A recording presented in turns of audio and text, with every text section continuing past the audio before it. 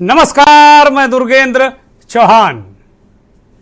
शायद इतनी फिक्र भारतीय जनता पार्टी को नहीं होगी जितनी इस देश के इलेक्ट्रॉनिक मीडिया यानी टीवी वालों को है कि इंडिया वाले गठबंधन में कितने प्रधानमंत्री के चेहरे हैं। अरे भाई, अगर मेरी पार्टी का कोई सुप्रीम नेता है और मुझसे अगर कोई पूछेगा कि प्रधानमंत्री का कैंडिडेट कौन हो सकता है, तो जाहिर सी बात है हम अपने नेता का नाम लेंगे। ये तो नहीं कह देंगे कि अगर हम समाजवादी पार्टी के नेता हैं तो राहुल गांधी को अपना नेता और प्रधानमंत्री पद का उम्मीदवार तो नहीं बता देंगे। 2-3 दिनों से राष्ट्रीय मीडिया जिसे हम कहते हैं, पता नहीं कितना राष्ट्रीय वो है, लेकिन कहे राष्ट्रीय मीडिया कहा जाता है, उसमें इस तरह का परसेप्शन बनाने की कोशिश चल रही है कि जो इंडिया वाला गठबंधन है, जिसकी बैठक 31 अगस्त और 1 सितंबर को मुंबई में है, और बैठक के लिए ममता बनर्जी से लेकर लालू प्रसाद यादव तक बहुत सारे नेता रात तक मुंबई पहुंच चुके हैं और अपने अपने लोगों से वहां मिल रहे हैं। कुछ ममता बनर्जी तो अमिताभ बच्चन के बंगले गई, उनके परिवार से मिली और राखी भी बंधवाई। वो तस्वीरें भी मीडिया में आ चुकी हैं। अखिलेश यादव भी पहुंच गए हैं, ममता बनर्जी पहुंच गई हैं, कल सोनिया गांधी, राहुल गांधी, मल्लिकार्जुन खड़गे भी पहुंचेंगे, केजरीवाल भी पहुंच रहे हैं। तो कुल मिलाकर जिस तरीके से आज परसेप्शन बनाया गया, और मैं देख रहा था टीवी चैनलों को कि तकरीबन 4-5 घंटे से एक ही खबर को शीर्षक बदल बदल कर एक घंटे के प्रोग्राम एंकर लेकर बैठे हुए थे।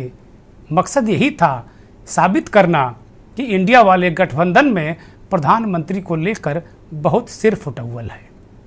दूसरी बड़ी खबर ये मीडिया में सुर्खियों में रही, चाहे वो राष्ट्रीय मीडिया हो, चाहे कुछ क्षेत्रीय मीडिया के चैनल हो, वो इस रूप में लेते रहे कि प्रधानमंत्री जी महंगाई कम करने को लेकर बहुत सकारात्मक दृष्टिकोण अपना रहे हैं और बहुत प्रयास कर रहे हैं।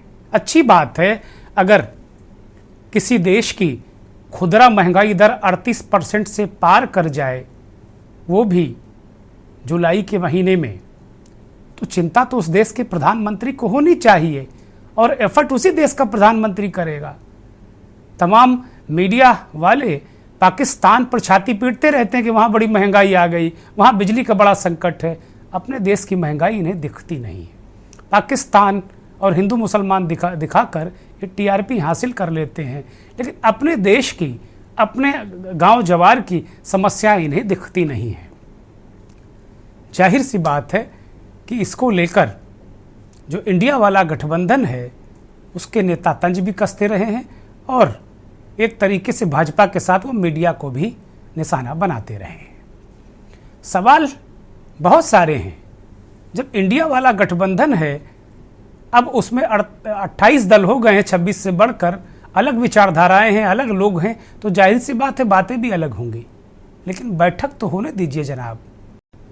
इससे एक बात तो तय है कि भले ही इंडिया का गठबंधन टीवी चैनलों की डिबेट और उनके परसेप्शन से ना टूटे, लेकिन पब्लिक में एक परसेप्शन तो जरूर बनता है जिसका ठेका ये चैनल और मीडिया वाले लेते हैं परसेप्शन बनाने का, वो चाहे इस ओर का चाहे उस ओर का। एक मसला ये हो गया है, अब इंडिया वाले गठबंधन के सामने चुनौती है कि वो अपना नेता चुने, अपना झंडा तय करे, अपना कॉमन मिनिमम प्रोग्राम तय करे और भारतीय जनता पार्टी के से मुकाबले के लिए तैयार हो जाए। 2024 का रण है। इसी के साथ ही जो विधानसभा चुनाव है राज्यों में, 5 राज्यों में, उनको लेकर भी दल बहुत सक्रिय नजर आ रहे हैं और भारतीय जनता पार्टी की सरकारों ने खजाने खोल दिए हैं, झोला भर के रेवड़ियां बांटी हैं। जबकि प्रधानमंत्री ने कहा था कि अगर इसी तरह रेवड़ियां बढ़ती रही तो अर्थव्यवस्था का सत्यानाश हो जाएगा। अब वही विपक्षी दल सवाल उठा रहे हैं कि भाई आप ये क्या बांट रहे हो, बड़ा सवाल ये उठता है कि क्या जो राशन वाला दांव था, क्या उससे बीजेपी को लग रहा है कि 2024 में उसका शासन नहीं आ पाएगा, इसलिए रेवड़ियों का भी इस्तेमाल किया जा रहा है।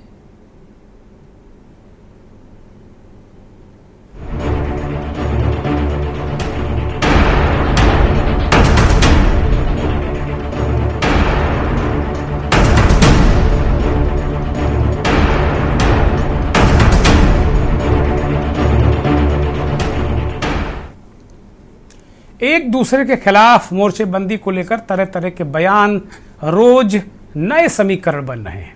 बहुजन समाज पार्टी के नेता मायावती ने आज एक बार फिर एक ट्वीट किया और उन्होंने कहा कि एनडीए हो या इंडिया हो, ये दोनों गठबंधन जातिवादी हैं, दलित विरोधी हैं, गरीब विरोधी हैं। इस तरह की बातें बहन कुमारी मायावती, बहुजन समाज पार्टी के सुप्रीमो, 4 बार के उत्तर प्रदेश के मुख्यमंत्री ने आज फिर कही। मायावती की बातों के अपने निहितार्थ होते हैं और जब भी कहीं इस तरह की खबर आती है कि मायावती बीजेपी के साथ जा रही, मायावती एनडीए गठबंधन के साथ जा रही, मायावती इंडिया वाले गठबंधन से जुड़ रही हैं, मायावती से कांग्रेस की बात हो रही है, मायावती से नीतीश कुमार की बात हो रही है, तो उसके बाद ये तय मान लीजिए मायावती का ये वाला ट्वीट टाइप रखा रहता है, बस वो जारी कर देती है। आज भी उन्होंने जारी कर दिया। सवाल यही है कि विधानसभा चुनाव में बमुश्किल एक सीट मिली, वो भी सीट उनकी नहीं है, वहाँ के जो विधायक उनके एकमात्र हैं उमाशंकर सिंह, उनके अपने काम की सीट है, तो वो मायावती अकेले बलबूते पर कैसे ही सपना देख सकती हैं कि 2024 के लोकसभा चुनाव में वो कामयाबी हासिल कर लेंगी। बहुत सारे उनके मन में सवाल चल रहे होंगे, ये तो बहन जी ही जाने कि वो कहाँ जाएंगी, कहाँ नहीं जाएंगी, अकेले लड़ेंगे नहीं लड़ेंगे, लेकिन ये तय है कि बहन जी का बहुत सारा वोट भारतीय जनता पार्टी ने छीन लिया उनसे। जो बहन जी कभी 21-22% पर टिकती थी, वो अब 11-12% पर टिक रही हैं, और ये उनका कोर वोट है, जिसे कहा जाता है कि सिर्फ ये जाटा वोट है, ऐसा कहा जाता है। मुझे बहुत ज़्यादा जाति गणित का ज्ञान है नहीं, लेकिन जो चलता है वो मैं बता रहा हूँ। मायावती को लेकर आज इंडिया वाले गठबंधन की जो प्रेस कॉन्फ्रेंस हुई, जो एक बड़ी बैठक होनी है मुंबई में होटल हयात में 31 अगस्त और 1 सितंबर को, और उसमें बहुत सारी चीज़ें तय हो जाएंगी। वो उस बैठक को लेकर बहुत सारी बातें हो रही थी। बैठक से पहले इसके मेजबान महाराष्ट्र के पूर्व मुख्यमंत्री उद्धव ठाकरे, दिग्गज नेता शरद पवार, कांग्रेस के प्रदेश अध्यक्ष नाना पटोले, पूर्व मुख्यमंत्री जो वहाँ के अशोक चव्हाण, बहुत सारे नेता, कांग्रेस, एनसीपी, महाविकास अघाड़ी के संजय राउत, इन लोगों ने प्रेस कॉन्फ्रेंस की, और प्रेस कॉन्फ्रेंस करके जो बैठक होने वाली है इंडिया वालों की, कैसा एजेंडा होगा, चेहरा कौन होगा, संयोजक कौन होगा, मल्लिकार्जुन खड़गे का नाम चल रहा था, नीतीश कुमार का नाम चल रहा था, और आज मीडिया ने कम से कम 1 दर्जन नाम चला दिए। मतलब 26 दल हैं तो कहो 25 लोग दावेदार हो गए हों प्रधानमंत्री के। ये आज मीडिया में दिन भर चलता रहा परसेप्शन, और जैसा मैंने कहा शीर्षक बदल बदल कर बताया जाने की कोशिश की इस देश की करोड़ों करोड़ जनता को कि ये जो विपक्षी गठबंधन बन रहा है, ये गठबंधन आपसी फूट का शिकार है, इसमें हर कोई प्रधानमंत्री बनना चाहता है। दौर है इस तरह के परसेप्शन क्रिएट करने का, वही मीडिया के जरिए। तभी तो हमने कहा है कि जो काम सत्ता पक्ष या विपक्षी दलों को एक दूसरे के खिलाफ करना चाहिए, बीच में मीडिया खड़ा हो जाता है वो काम करने के लिए। खैर, जैसा जो गति है वो सबके सामने है। वास्तव में गठबंधन एक शेप लेने वाला है, और 31 और 1 तारीख को, 1 सितंबर को ये शेप ले लेगा, और इसमें कहीं कोई संदेह नहीं, कुनबा बढ़ रहा है।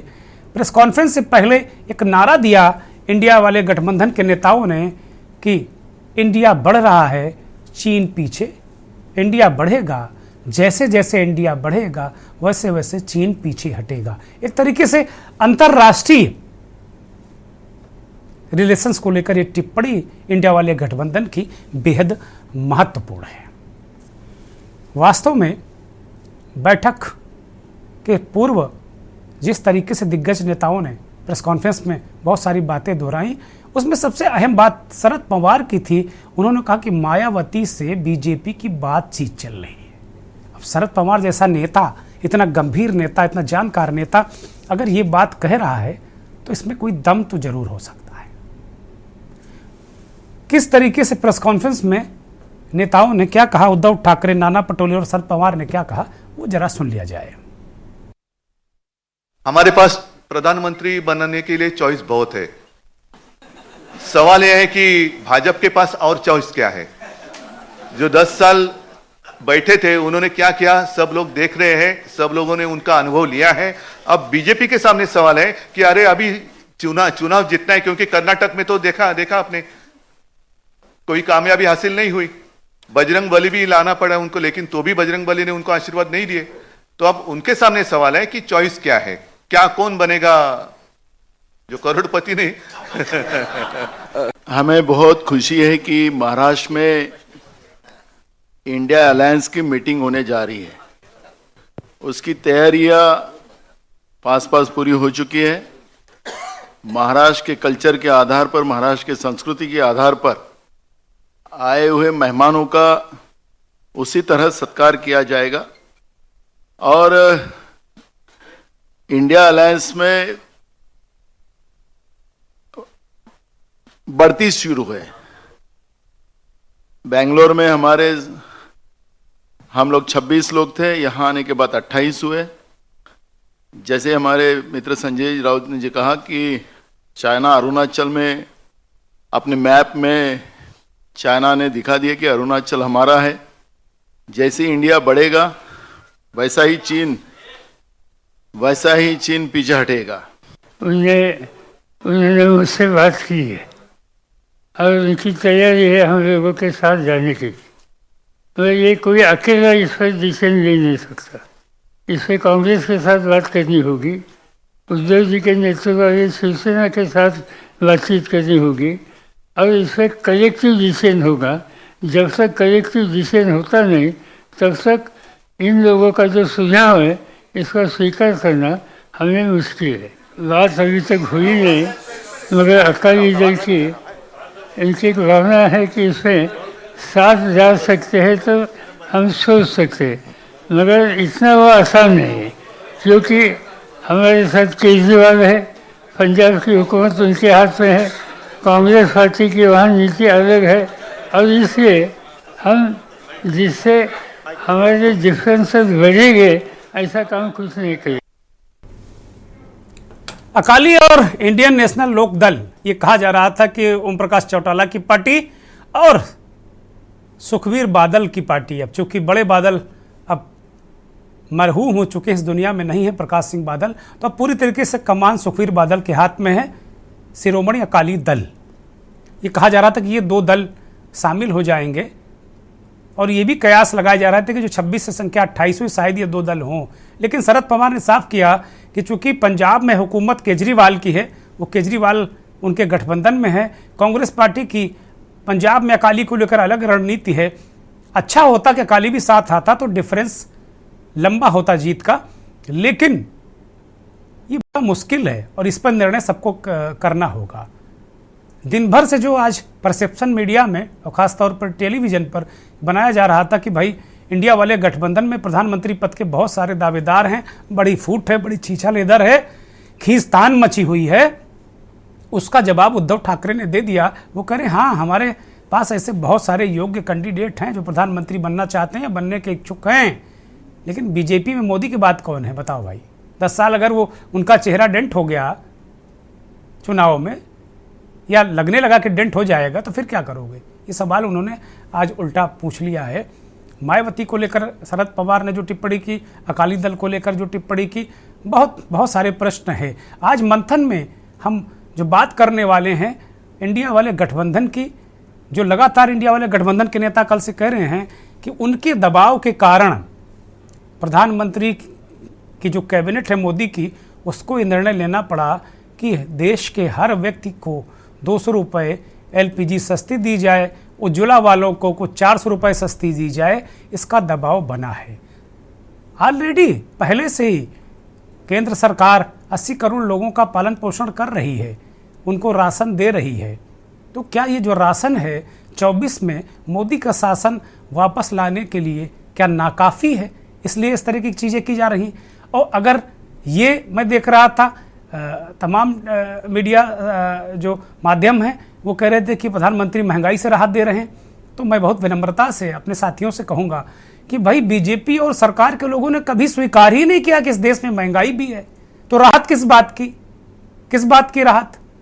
लेकिन अच्छी बात है, अगर 1 रुपया भी घटता है तो हम सबको राहत मिलती है, अच्छी बात है। लेकिन ना तो ये तोहफा है ना इमदाद है।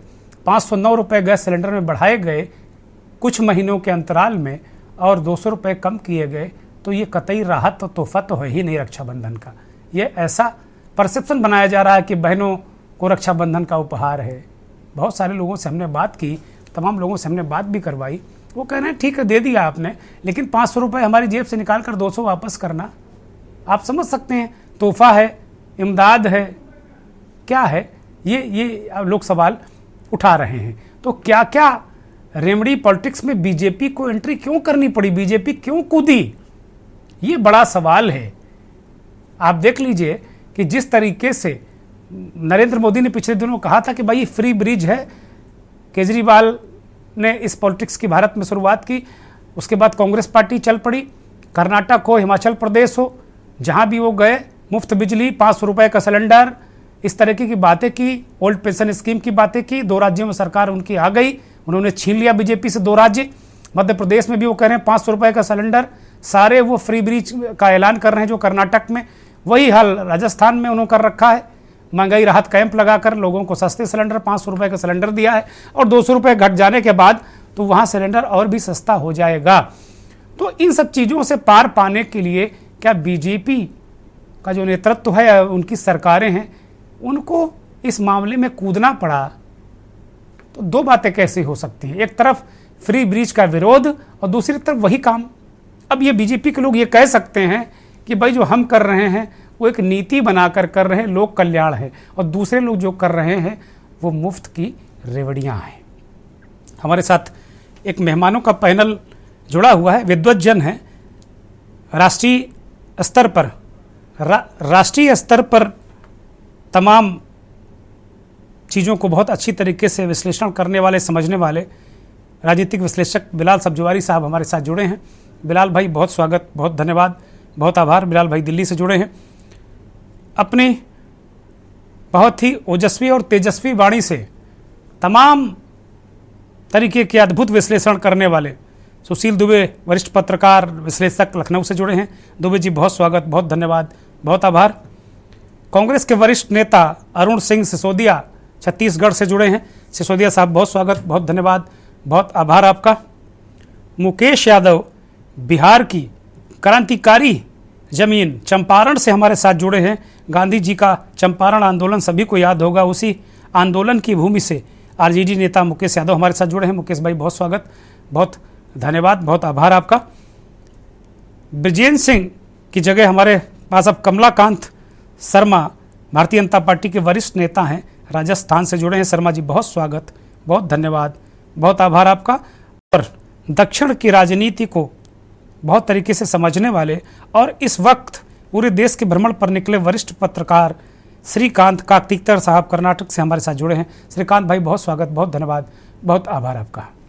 मंथन की शुरुआत बिलाल भाई से करता हूं। बिलाल भाई आप ही के पास आ रहा हूं।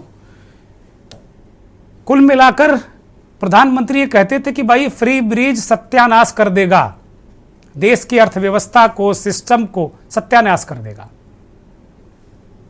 अब ये क्या हम देख रहे हैं कि चाहे उनकी जो सरकारें हैं, जहाँ जहाँ चुनाव है, चाहे मध्य प्रदेश की सरकार हो, चाहे अन्य जगह सरकारें हो, वो इस बात को लगातार कहीं आप देख रहे हैं, कहीं कोई योजना, कहीं कोई योजना, कहीं मतलब कुल मिलाकर किसी न किसी बहाने, चाहे वो महिलाएं हों, चाहे कन्याएं हों, चाहे कामकाजी महिला हों, चाहे बहनें हों, बेटियां हों, कहीं ना कहीं इनके खाते में पैसे डालने का क्रम बीजेपी ने बहुत तेज कर दिया है।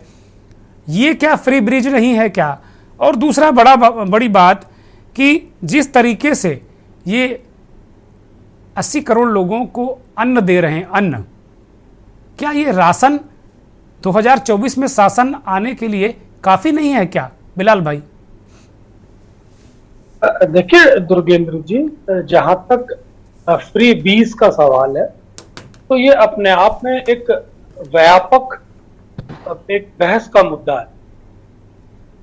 दरअसल प्रधानमंत्री की तरफ से, भारतीय जनता पार्टी की तरफ से, सरकार की तरफ से बार बार देश के अंदर एक इंप्रेशन देने की कोशिश की गई थी कि अगर राज्य सरकारें इसी तरह की लाभान्वित परियोजनाएं चलाएंगी या फ्रीबीज के या रेवड़ियां बांटेंगी तो इसका असर भारतीय अर्थव्यवस्था पर जी दूरगामी बहुत ही नकारात्मक पड़ेगा। कोर्ट ने भी कहा, सुप्रीम कोर्ट ने भी इन बातों को लेकर ऐतराज जताया।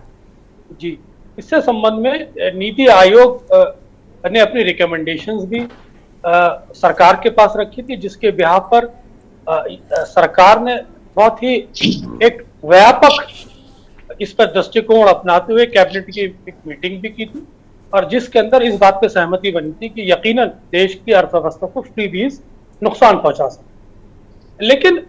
लेकिन ये वास्तविकता है कि राजनीति के अंदर जब आप एक डिलीवरी मैकेनिज्म को और जो आपके ऊपर जो बाध्यकारी चीजें होती हैं, सरकार चलाने की जो जिम्मेदारियां होती है, विकास की जो जिम्मेदारियां होती है, अर्थव्यवस्था को विकसित करने की जिम्मेदारी होती है, ग्रोथ रेट को विकसित करने की जिम्मेदारी होती है और साथ ही साथ अर्थव्यवस्था के वो सारे पैरामीटर्स जो ग्रोथ इंजन को बढ़ावा देते हैं, सिर्फ यहाँ जीडीपी से मुराद नहीं है, उस ग्रोथ इंजन से मुराद है जहाँ इन्वेस्टमेंट भी देश के अंदर आए, साथ ही साथ यहाँ पर कामकाज भी लोगों को मिले, रोजगार की संभावनाएं भी बने। तो ये सब सरकार की जिम्मेदारी होती है और जब सरकारें इसमें नीतिगत रूप से चूक जाती है तो यकीनन लोकतंत्र के अंदर उन पर चुनाव जीतने का एक दबाव आ जाता है।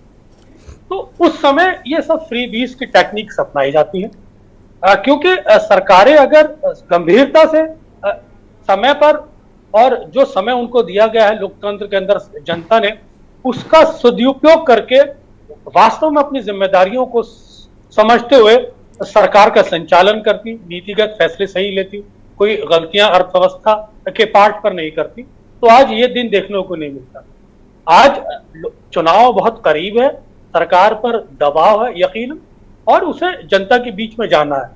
अब सवाल ये होता है कि जहां पर 300 रुपए किलो टमाटर बिक गया है, जहां पर पूरे देश के ऊपर 1,55,000 करोड़ बिलियन डॉलर का कर्जा हो, जहां हर राज्य कोई 7 लाख, कोई 5 लाख, कोई 4.5 लाख करोड़ के कर्ज में डूबा हुआ हो, ऐसे में आप किस तरह से अर्थव्यवस्था को 5 ट्रिलियन डॉलर इकोनॉमी की बात करते हैं? और अगर 5 ट्रिलियन डॉलर इकोनॉमी आपकी है तो फिर इसका रिफ्लेक्शन आम जनता पे ग्राउंड लेवल पे क्यों रिफ्लेक्ट नहीं होता? क्यों देश के अंदर बेरोजगारी है, केंद्रीय स्तर पे ही 10 लाख नौकरियां खाली पड़ी हैं और इसको अगर आप total through the country state level पे भी देखें तो 90 लाख नौकरियां स्टेट एंड सेंट्रल लेवल पे खाली पड़ी हैं। देश के अंदर महंगाई का आलम आप जानते ही हैं, गरीब आदमी की कमर टूट गई है। पिछले एक साल के अंदर ही तकरीबन 5 या 7 करोड़ लोग गरीबी रेखा में आके टिक गए हैं। तो ऐसे में आप जब चुनाव में जाते हैं तो आपके पास दिखाने को विकास के नाम पर क्या होता है? विकास, आप अगर ग्रोथ रेट को समझते हैं तो वो तो एक हवाई और किताबी बातें हैं, लेकिन जब वो जनता पे ट्रांसलेट होने की बात आती है तो वहां सरकारों के पास मुंह छिपाने के लिए कुछ बचता नहीं है, तो मजबूरी होती है, उन पर दबाव इतना होता है चुनाव जीतने का। तो ये सब चीजें अपनाई जाती हैं और ये सभी सरकारें करती हैं, भारतीय जनता पार्टी भी कर रही है। लेकिन अंतर सिर्फ इतना है, जो बड़े बड़े विकास के दावे करती हैं उनको अगर ये करना पड़ता है तो फिर विकास के मॉडल पर सवाल तो खड़ा ही होता है। जी, बड़ी बात बिलाल भाई, बहुत महत्वपूर्ण बात है कि भाई अगर आप जो टाइम लोकतंत्र में आपको दिया गया अगर उसमें आप पूरा काम कर लें, और जैसा कि नरेंद्र मोदी की सरकार और भारतीय जनता पार्टी की सारी सरकारें इस बात का दावा भी करती हैं कि उन्होंने बहुत अच्छा काम किया है, तो बड़ा सवाल यही है कि ये फिर इसकी ज़रूरत क्यों पड़ रही है? और जब बीजेपी के मंत्री, बीजेपी की सरकारें, बीजेपी के नेता ये मानने को तैयार ही नहीं थे कि भाई जो महंगाई है विश्वव्यापी है, ये कोई भारतीय जनता पार्टी या भारत की सरकार की देन नहीं है, वो मानने को तैयार भी नहीं थे, तो फिर राहत किस बात की। और सीधे सुशील दुबे का रुख करेंगे, वरिष्ठ पत्रकार लखनऊ से हमारे साथ जुड़े हैं, उत्तर प्रदेश की राजधानी। सुशील जी, अभी तक तो ये बात हो रही थी, शायद ही कोई भारतीय जनता पार्टी का नेता ऐसा रहा जो कहता हो भाई महंगाई कहाँ है, ये तो विश्वव्यापी है, महंगाई सार्वभौम है, पूरे विश्व में है। और अब आज मैं देख रहा हूँ सारे मीडिया में इस बात को देख रहा हूँ कि बार बार ये कहा जा रहा है कि भाई प्रधानमंत्री जी और पूरी सरकार महंगाई को कम करने के लिए बड़ी गंभीर है, कुछ और कदम उठाए जाएंगे। तो क्या महंगाई एक बड़ा मुद्दा बनने जा रही है क्या? और जैसा इंडिया वाले दावा कर रहे हैं, क्या वो बात सच है क्या सुशील दुबे जी? दुर्गेन जी, एक तो आपको सलाम भेजता हूं। अभी आपने प्रोमो में जो डायलॉग बाजी की है, शुद्ध पत्रकारिता का जो आपने एंकर का रूप दिखाया है, चाहे पत्रकारों को आपने भाव दिखा दिया हो आईना, और चाहे नेताओं को आईना दिखा दिया, कितना अच्छा बोला है आपने। मैंने पूरा एक आपके शब्द बड़े तगड़े थे जो अपील कर रहे थे, इसलिए मैं आपको पुनः जो है बधाई देता हूं कि ईश्वर हमारे के न्यूज को ऐसे ही बनाए रहे।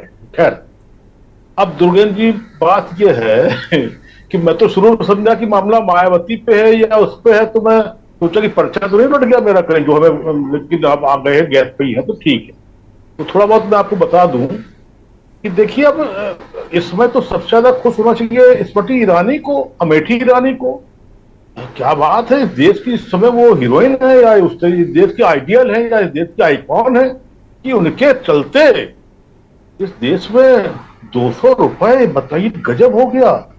35 करोड़ का वो कौन सा बना है, संसद भवन बना है, उसके और वो 8 करोड़ के जहाज की जगह हम 200 रुपए पर सिलेंडर पे इतने लहालोट हैं। अरे भाई साहब, काहे के डर, किस बात का डर? जब को डरना चाहिए, बीजेपी क्यों डर रही है, नेता क्यों डर रहे हैं, विपक्ष के लोग, ये पक्ष के लोग क्यों डर रहे हैं? अरे डरना चाहिए, ट्रंप को डरना चाहिए। जब हमारे देश के प्रधानमंत्री जी ने पूरे विश्व में ऐसा माहौल बना रखा है कि विश्व का हर नेता उनके सामने नतमस्तक है। जब वो अमेरिका में जाके ट्रंप के बारे में बोल सकते हैं कि मैं ट्रंप को जिताने आया हूं, मैं ट्रंप को जिता रहा हूं, जब यूक्रेन का युद्ध बंद करने की बात कर सकते हैं, तो 200 रुपए ये सब ये माने क्या रखते हैं? ये सब तो बहुत छोटी बातें हैं। अब वर्ल्ड का जो लीडरशिप है वो चिंता करे इस बात के लिए कि 24 में मोदी जी कैसे नहीं आएंगे। उनका, क्योंकि इतना बड़ा लीडर वर्ल्ड का, वैश्विक लीडर मोदी से बड़ा कोई है नहीं, तो ये चिंता पूरे वर्ल्ड को करनी क्यों पड़ेगी? ये खाली भागवत को, गडकरी को, राजनाथ को, नड्डा को, दुर्गेन जी को, इन सबको नहीं करनी पड़ेगी ये।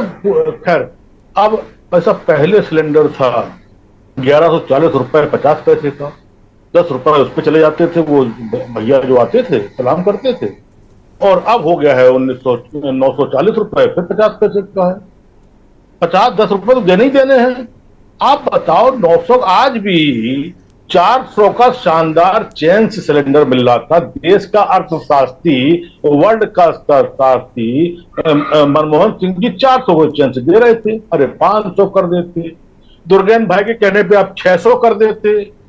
ये 1200, 1300, 1500, पता नहीं क्या क्या करके फिर जुजलाओ, फिर सुपलाओ, फिर फलाओ, ये सब नाटक मंडली करने की जरूरत क्या पड़ती है इन जिम्मेदार लोगों को, उन लोगों को? आज मैंने 2 लोगों को सुना।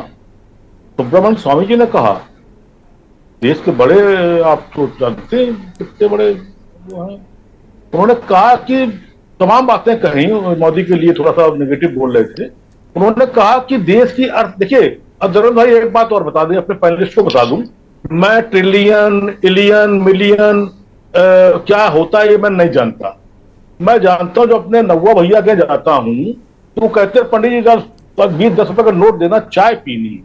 हम 10 से लेके बहुत हद तक जानते हैं, तो लखपति तक जानते हैं, करोड़, ट्रिलियन, हमें शेयर कहाँ गया, रुपया कहाँ डूबा, यूरो कहाँ आया, क्या हुआ, इससे थोड़ा हम थोड़ा बच के चलते हैं।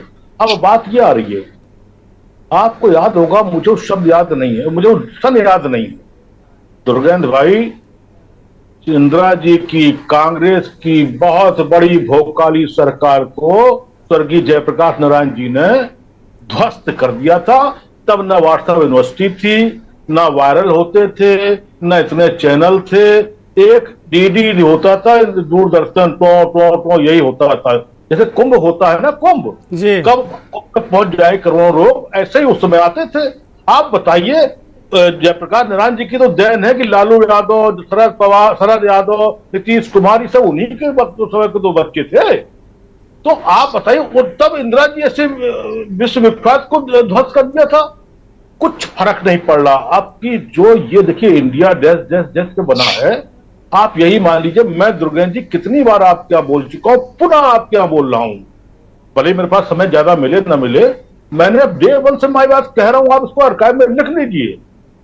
पहला चुनाव हारी इंडिया मनमोहन सिंह 14 में, वो कोयला, 2G 3G कानीमोजी, रफेल, पता नहीं कौन कौन से मनमोहन सिंह है, वो हार गए। फिर 1-2 बनाया 19 में अगर जो अभी तक रो रहे हैं छाती पीट पीट के, वो कौन से गवर्नर साहब हमारे, अरे मलिक साहब, सत्यपाल मलिक साहब, अगर बालाकोट और ना होता, वो दोनों ना होता, तो 19 में आप देख लीजिए आंकड़े, हमारे सब भाई बैठे हैं, 200 कुछ सीटों पर कांग्रेस वर्सेस 200 कुछ सीटों पर कांग्रेस वर्सेस बीजेपी हुई है, जो 3,000 से लेके 20,000 प्लस तक का हुआ, जबकि सब अलग अलग थे। तब की मैं बात कर रहा हूं। 18 में इसी एमपी में, बहुत भोकाल में, बहुत वैश्विक लीडर में, इसी बीजेपी को हराया है कांग्रेस ने। बात यह है, इस समय तो एक से एक और सुनिए भाई साहब, देश में एक नया दलित लीडर पैदा हो गया है। ये जो अभी मैं सुन रहा था आपके उसमें, ये बनेंगे, मैंने अभी तक 2 ही तानाशाह देखे इस देश में।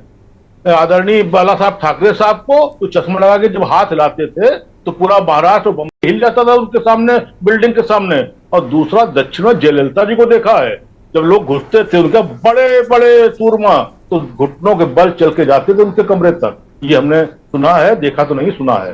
तो भाई साहब सब देखा है, सब समझा है। और दुर्गेश जी ऐसा शानदार एंकर, मैं आपको बता दूं, जब चुनाव आपका 34%, 37%, यानी आप 40% 60 में हो जाएगा, तो 60 की आदमी लोग खड़े हैं बंबई में, लिए खड़े हैं, कल परसों दस्तरखान बिछाए हुए हैं।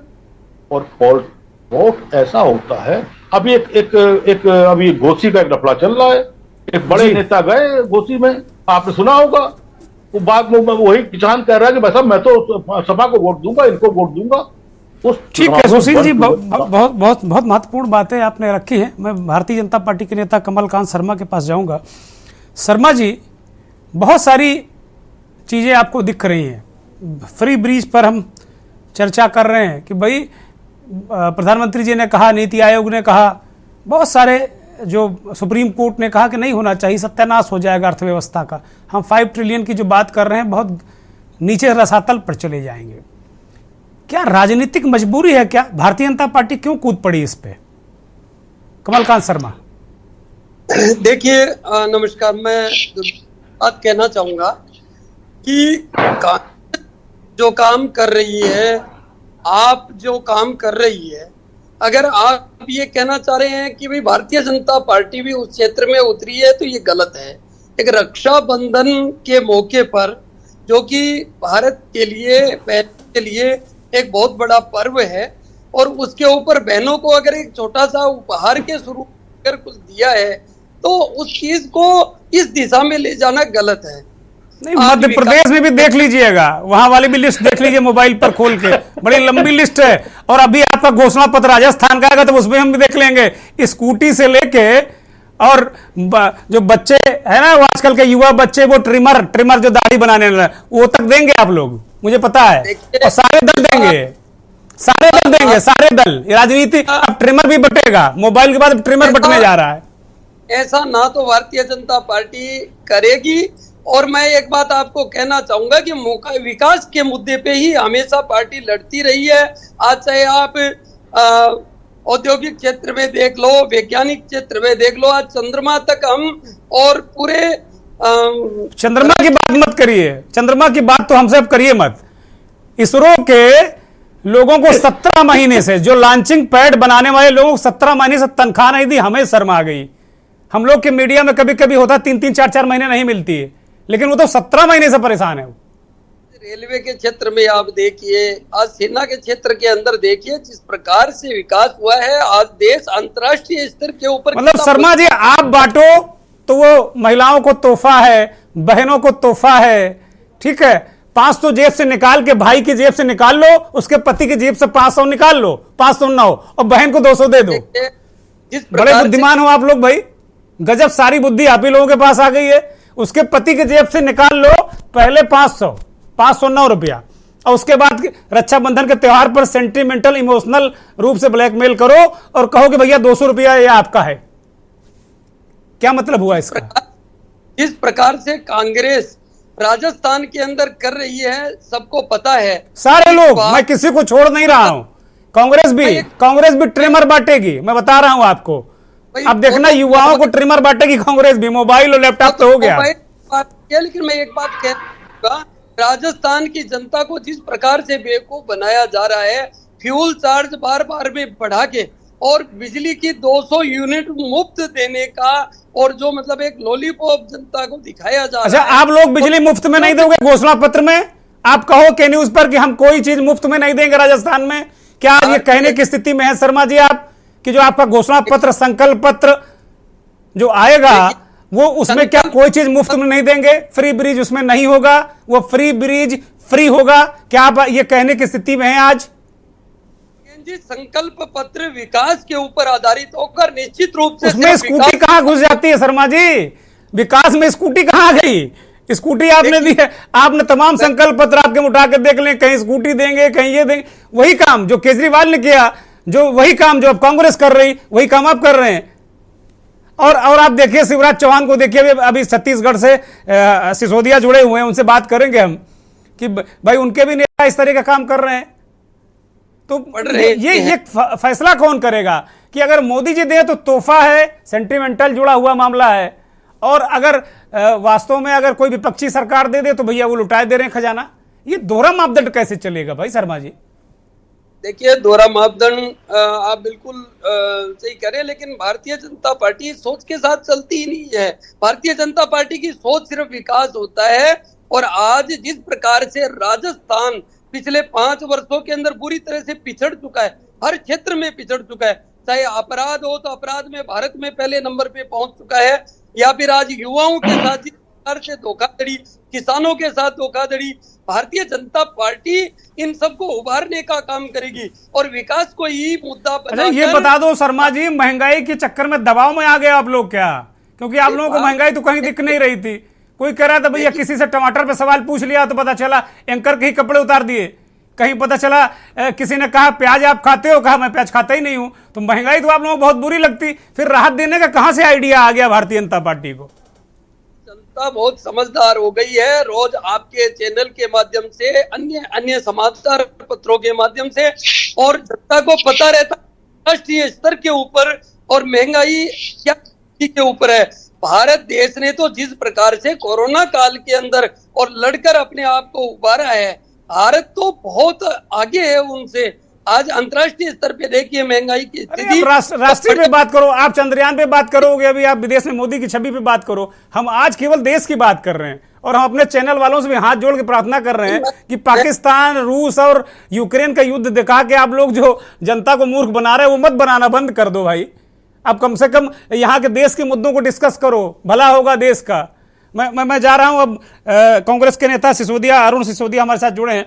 अरुण जी, शर्मा जी ठीक है, आप लोग आरोप लगाते हैं कि भारतीय जनता पार्टी ऐसा करती है, लेकिन आपने भी कर्नाटक फ्री ब्रिज पर जीता, मध्य प्रदेश में लगातार आप फ्री ब्रिज की बात कर रहे हैं, भूपेश बघेल खजाना लुटाए दे रहे हैं। हालत खराब है।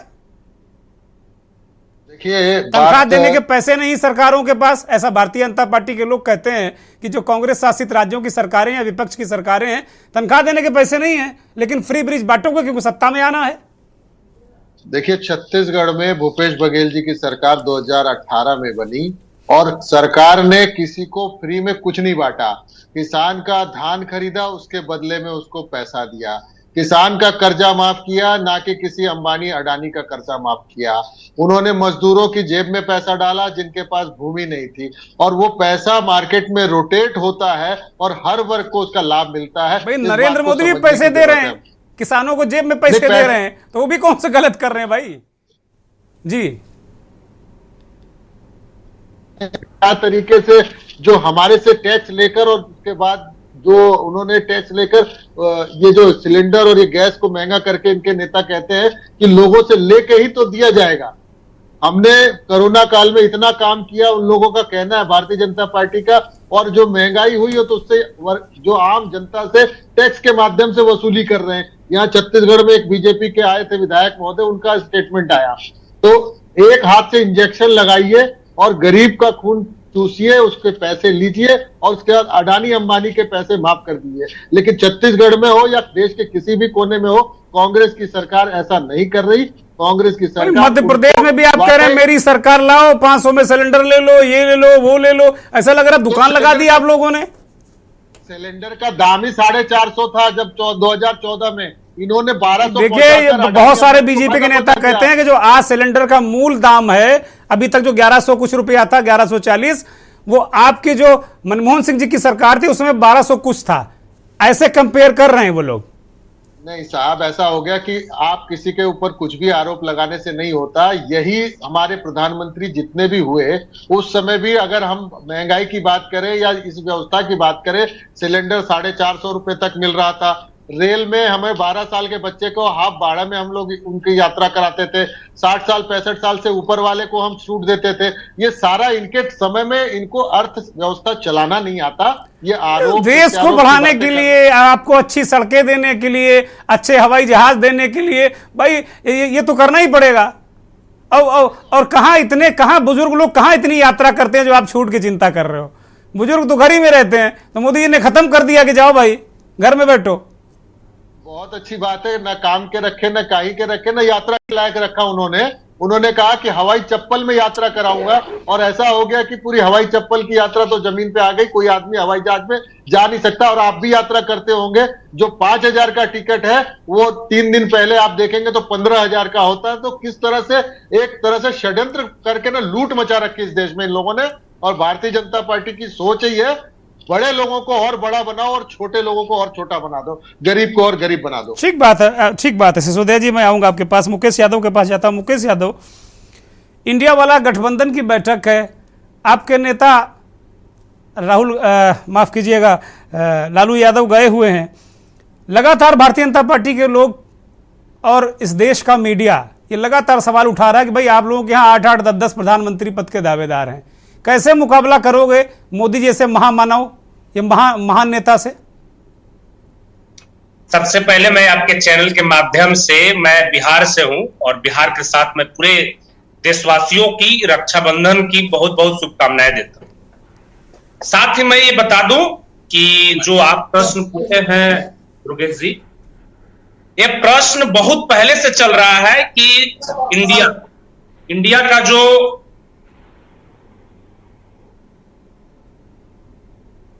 हेलो, हाँ बोलिए। इंडिया का जो है वो नेता कौन होगा, इंडिया का नेता कौन होगा ये महत्वपूर्ण नहीं है। इंडिया बचे, हमारा हिंदुस्तान बचे, फिर हम नेता चुनते रहेंगे। हमारा नेता, हमारे जो गठबंधन है, उस गठबंधन में एक से बढ़कर एक नेता है। आप देखते होंगे पिछले लालू प्रसाद यादव से पिछले दिनों से कितने भाजपा लोग डरे हुए हैं, और ये जो आरएसएस के जो चंद लोग जो है वो लगातार टिप्पणियां करते आ रहे हैं हमारे आदरणीय लालू प्रसाद यादव जी पर। एक जो देखे होंगे बरसों बाद जब जेल से बाहर आए, इन चंद लोगों के साजिशों के तहत उनको जेल में रखा गया, और जब जेल से बाहर आए, जब वो अपने गांव गए, अपने घर गए, उनके सम्मान के लिए बिहार के एक एक युवा, एक एक नौजवान उनके सम्मान करता है। वो चाहे जॉब में हो, वो चाहे ऐसा हो, किसान हो, युवा हो, छात्र हो, नौजवान हो, चाहे अफसर हो, उनके लिए उनका उतना ही सम्मान है जितना हमारे प्रधानमंत्री के लिए दिल में सम्मान है। जो पद पे बैठे हैं, पद का हम लोग सम्मान करते हैं। तो एक डीएसपी साहब इनको छाता लगा दिए तो पेट में दर्द चालू हो गया, छाता के पीछे लोग भाग गए। लेकिन आज देश का क्या हाल है, हम तो बिहार में है, बिहार को इन्होंने क्या हाल कर दिया था पिछले 17 साल से। नीतीश जी को किसी तरह से मोह माया करके अपने गठबंधन में रखे और बिहार को इन्होंने जिस प्रकार से इन्होंने बरगलाने का काम किया, बिहार को ठगने का काम किया। कुछ दिन जब छठ आता है तो प्रधानमंत्री छठ के बिहार के बेटे बन जाते हैं, कभी किसी राज्य का बेटा बन जाते हैं, कभी किसी राज्य का बेटा बन जाते हैं। पूरे देश के प्रधानमंत्री बन जाते तो आपको क्या दिक्कत भाई?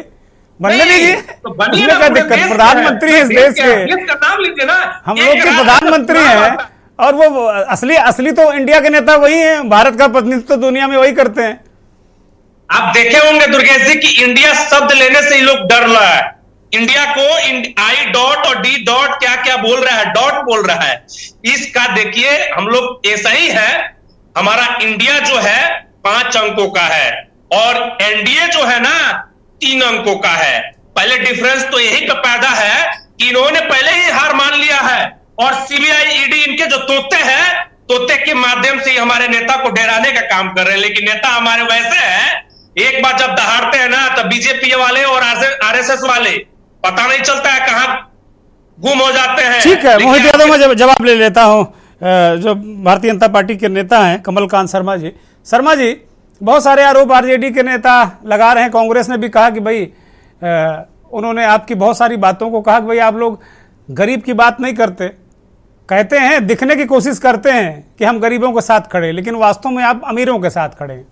और यही प्रॉब्लम होती है कि जब रेवड़ी की बात आती है, इस तरह की बात आती है, तो ये कह रहे हैं कि भाई रेवड़िया तो आप लोग बांटते हो दूसरे को। मैं एक बात नहीं, जो रेवड़ी का सवाल है, एक मिनट मैं बोल लूंगा, 1 मिनट में आप फिर डिबेट करते रहिए, कोई दिक्कत नहीं। 1 मिनट में बोलना चाहता हूं, मात्र 15 रुपया किलो अनाज देता है एक परिवार को। आप सुन लीजिएगा, 3 केजी चावल 3 तिरका 9 रुपया का होता है और 2 किलो गेहूं 2 दूना 4 रुपया का होता है।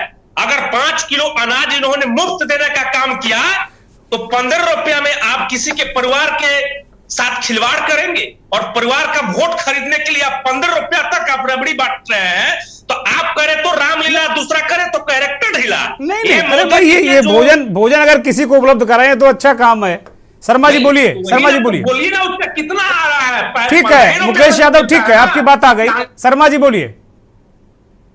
तो 15 रुपया में प्राप्त होता था, आप 15 रुपया का ठीक है मुकेश यादव, आपकी बात आ गई। मुकेश यादव रिएक्शन देने दीजिए उनको, शर्मा जी को। शर्मा जी बोलिए। कहना चाहूंगा कि खाद्य सुरक्षा के माध्यम से गरीबों को भोजन देने का काम भारतीय जनता पार्टी ने किया है, माननीय मोदी जी ने किया है।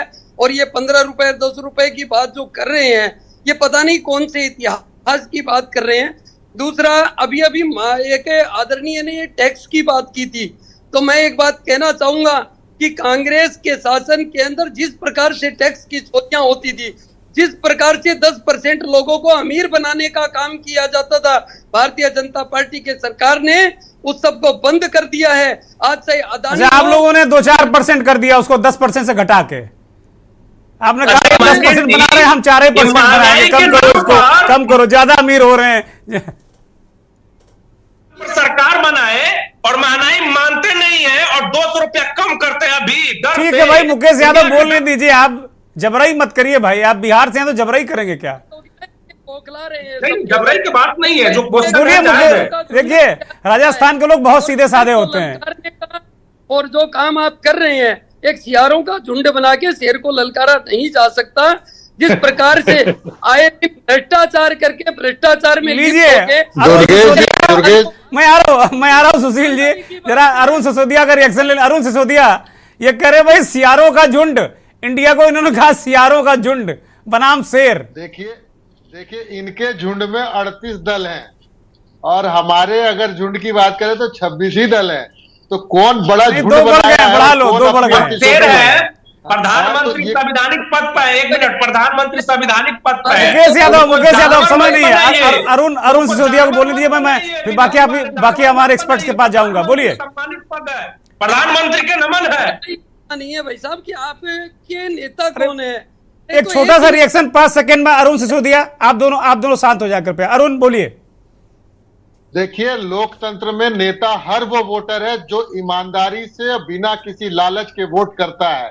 और रही दल की बात, तो दल जो बने हैं, चाहे वो 26 के इंडिया हो या 40 का एनडीए हो, आज के परिवेश में सबको मिलकर चुनाव लड़ने के लिए बाध्यता हो गई है, क्योंकि भारतीय जनता पार्टी जिस तरीके से धर्म की राजनीति कर रही है, हिंदुस्तान पाकिस्तान की राजनीति कर रही है और देश के असली मुद्दों से लोगों को भटका रही है, इसलिए आज एकजुट होने की मतदाताओं की भी जरूरत है, समझदारी की भी जरूरत है और राजनीतिक दल के नेताओं की भी इसी सोच ठीक बात है, जरूरत थी। उस सोच को ठीक बात है, धन्यवाद। मैं सुशील जी के पास जाऊंगा एक छोटी टिप्पणी के लिए। सुशील जी, जो गठबंधन का मसला है, क्या आपको ये गठबंधन बैठक जो होने वाली है कल और परसों, उसमें क्या शेप लेता दिख रहा है? क्या अब यहां से एक तस्वीर साफ हो जाएगी क्या? 100% शेप लेता दिख रहा है और बहुत सक्सेस शेप लेता दिख रहा है। दूसरी बात दुर्गेश जी इतना बोल दूं, इससे पहले आप बहुत इंटेलेक्चुअल एंकर है, मैं आपको बता दूं कि शेर बकरी वाली जो बातें आती है ना, मैं शेर और मैं अकेला, इससे पहले 14 से पहले जो होता था तो लोग कहते थे एनडीए सरकार, कांग्रेस सरकार, बीजेपी सरकार, विपक्ष का। लोग ये नहीं कहते थे मोदी ये कर रहे हैं, मोदी शौचालय बनवा रहे हैं, मोदी चंद्रयान में भेज रहे हैं, मोदी शेर है, मोदी। ये कितना बदलाव आ गया है। आप 14 से पहले देखो कि केवल पार्टी का नाम कहा जाता था कि वो एनडीए के गवर्नमेंट ने ये किया। तो ये शब्दों, और दूसरी बात कह के आपकी बात खत्म करूंगा, अभी उत्तर प्रदेश सरकार 2-3 दिन में, हफ्ते भर में मुझे लगता है 30% बीएपीएल पर, 60 पैसे 30 पैसे बीपीएल पर, 60 पैसे घरेलू आपके मीटर पर और 90 पैसे कमर्शियल पर ये बढ़ने जा रहा है अभी 1 यूनिट पर। अभी हफ्ता भर मुश्किल से लगेगा मुझे, तो मेरी जानकारी में। तो ये देखिए, ये इधर 200 रुपए, इधर कितना मान लीजिए आप, अगर आपके पास तो ठीक है सुशील जी, मैं बिलाल साहब के पास जाऊंगा। मात्र 20 सेकंड बिलाल साहब, अंतिम टिप्पणी। बिलाल जी, अंतिम टिप्पणी। हाँ, एक तरफ तो कांग्रेस मुक्त भारत की बात हो रही थी, आज उसी कांग्रेस मुक्त भारत के साथ 28 दल आके खड़े हो गए। एक तरफ देश के अंदर 2050 तक राज करने की बात हो रही थी, लेकिन 2023-24 में ही सरकार का सांस फूल गया। तो फैक्ट ये है कि मौजूदा सरकार भाप गई है कि वो अगली बार नहीं आने वाली, और इसलिए ये फ्रीज बीज रेवड़ियां बांटी जा रही हैं। पूरी तरह सरकार के नियंत्रण में हर तरफ लूट हो रही है। उन्हें अच्छी तरह मालूम है हम नहीं आने जा रहे। इंटरनल सर्वे सबके सामने मौजूद है, लॉन्ग डिटेल्स में मैं नहीं जाना चाहता। इसलिए पूरे देश में एक अफरा तफरी है, और ये किस तरह से इलेक्टोरल पॉलिटिक्स में रिफ्लेक्ट होगी अब हम देखने को मिल जाएगा। बहुत शुक्रिया बिलाल साहब, बहुत शुक्रिया सुशील दुबे जी, अरुण सिसोदिया जी, मुकेश यादव जी, श्रीकांत जी चले गए, उनसे बातचीत नहीं हो पाई, और कमलकांत शर्मा जी आपका भी बहुत धन्यवाद, बहुत आभार, बहुत धन्यवाद उन करोड़ों दर्शकों का जो के न्यूज़ को देखते हैं, हमारे इस खास कार्यक्रम मंथन को देखते हैं। सत्ता पक्ष और विपक्ष दोनों तरफ तगड़ी मोर्चेबंदी है। शायद 2014 के बाद पहली बार ऐसा दिख रहा है कि बहुत जूझ कर विपक्ष भी लड़ता कम से कम नजर आ रहा है, और सत्ता पक्ष भी अपनी सरकार की वापसी के लिए 24 में पूरी कोशिश कर रहा है। पूरी नरेंद्र मोदी का बहुत बड़ा चेहरा है। अब देखने वाली बात होगी कि किस तरीके से इंडिया गठबंधन का नेता कौन होता है, कार्यक्रम क्या है, बहुत सारी बातें होंगी। बहुत बहुत धन्यवाद, नमस्कार।